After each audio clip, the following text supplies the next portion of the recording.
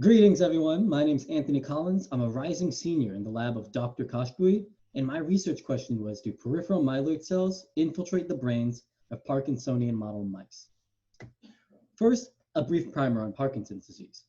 Parkinson's disease is a neurodegenerative disease characterized by loss of dopaminergic neurons, which in return results in a lack of voluntary and involuntary control of movement.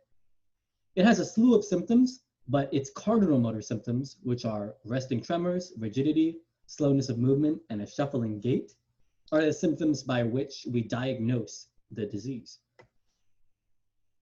By the time patients by the time patients show that they have these cardinal motor symptoms, they already have lost a substantial amount of their dopaminergic neurons. And as the disease progresses, they'll continue to lose more and more. It's for this reason why one of the most pressing issues in Parkinson's research is how do we identify and treat Parkinson's disease before the onset of cardinal motor symptoms? Luckily, 2 graduate students in the Kashbui lab have found a way to distinguish between Parkinson's patients and healthy individuals, as well as Parkinsonian model mice and healthy mice, by using a novel flow cytometry panel which analyzes their peripheral myeloid cells. That is to say, their peripheral white blood cells. Well, in disease states such as multiple sclerosis and stroke, it's been shown that peripheral myeloid cells infiltrate the brain at the site of disease and may even influence progression of the disease. So we wanted to know, do peripheral myeloid cells infiltrate the brains of Parkinsonian mice? Specifically, we hypothesized that peripheral monocytes infiltrate the midbrains of Parkinsonian model mice. In order to find out if this were the case or not, we use a technique known as immunohistochemistry. That allows us to stain for specific cells like the brain's residential immune cell microglia, dopaminergic neurons to test for their degradation, myeloid cells are cells of interest, and phagocytosis, which is what cells like microglia and myeloid cells do during disease states of the brain. So here you can see our work at play. You can see brown stained microglia and gray stained dopaminergic cells in a naive cell tissue. Well, in naive tissue, we wouldn't expect to see infiltrating myeloid cells because myeloid cells don't infiltrate under normal circumstances. So we used a stroke model to show that we can stain for peripheral infiltrating myeloid cells, as you can see by the brown stained cells, the blue stains being the nuclei of the cells.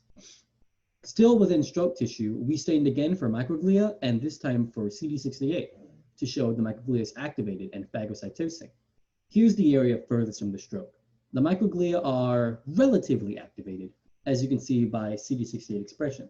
But as we approach the area of the stroke, the staining intensifies, and you can see that microglia are phagocytosing at an increased rate and expressing more IBA1.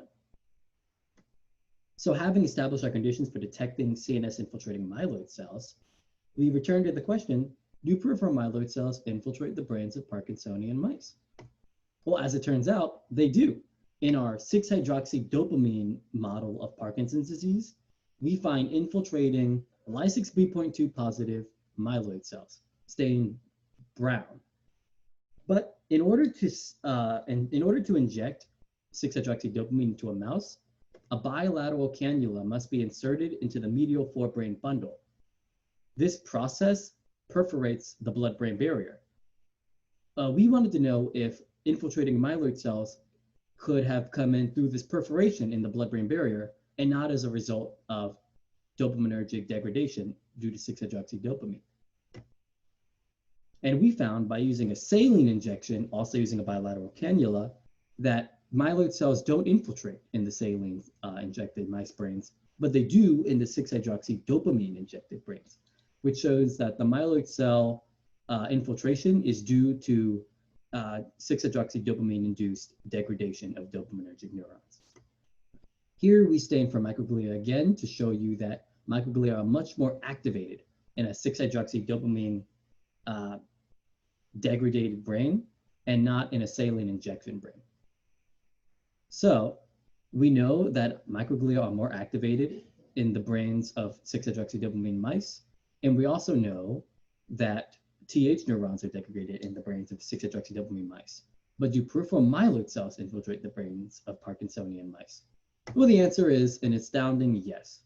And with that, I'd like to acknowledge my lab, Dr. Koshbui and Dr. Streit as my primary mentors, the Mellon Institute, the Dr. Gittes lab for donating the Parkinsonian model brains, as well as my primary mentor, Aditya.